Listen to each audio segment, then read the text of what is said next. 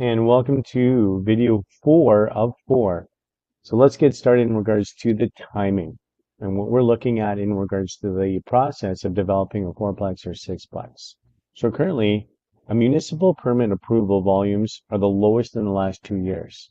So from 2022, 2023, and into the first part of 2024, we've seen substantial financing increases, and it has finally paused. But throughout that time, we have seen a slowdown in regards to building activities. Now, this is a great time to be able to build as trades and builders are available. This is as good as it has been in the last 5 to 8 years, and probably the best it's going to be moving forward, as there's going to be such a high demand for these skills in trades and architects. So all trades that we need for development are at the highest level of availability. Now, depending on the timing of this video, in the near future, is that at the end of June 2024 is the deadline for municipalities to adopt this new zoning and legislation in place.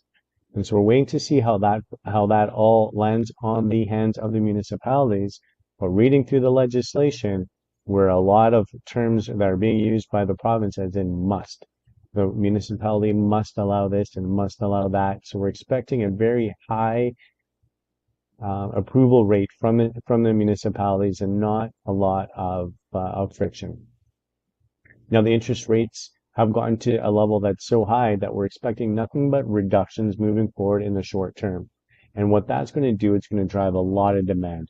We have a lot of pent-up demand from just a resale and pre-sale, new development purchases, but a lot of pauses in regards to the development that we spoke to. And we're expecting a large surge in really all areas once money is a lot cheaper to be able to get on hand.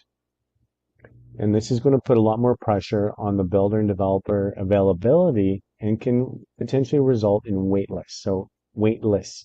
Now, as much as you may want to move forward, if there's a delay into the time where it becomes so popular, you may get it put on a wait list for 60, 90 days, 6 months, or potentially even a year, once those trades and developers their time has been taken up.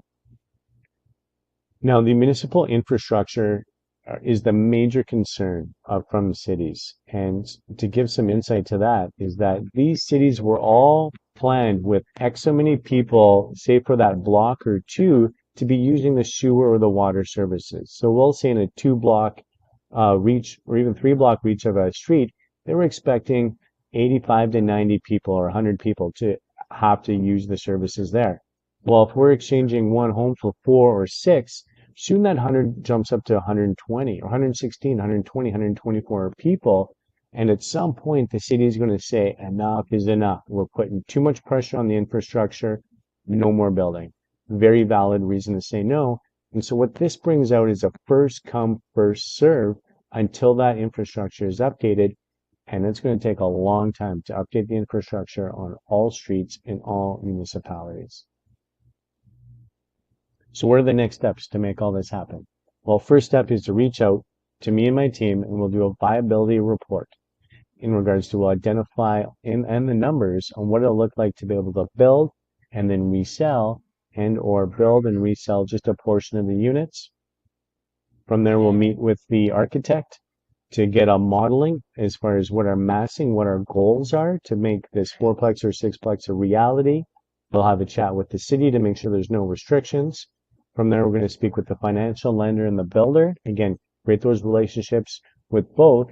Find out where your financing is at, where your comfort zone is, and ultimately work with the builder in a joint venture and profit sharing element if that is what's being pursued. These are all trusted professionals and ready to help BC's housing crisis. And so this is myself, this is my contact information, and just some context. I've been licensed since April 26 of 08. The market died in May, so all I've known is to hustle and work my tail off. Got a Bachelor of Business degree, so I'm very comfortable working with pro formas. In the last few years, I've been doing a lot of development working and have created an expansive network in regards to builders, developers, and architects.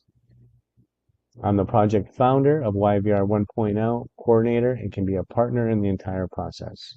So thanks again for your time. I'm looking forward to helping you help solve our housing crisis.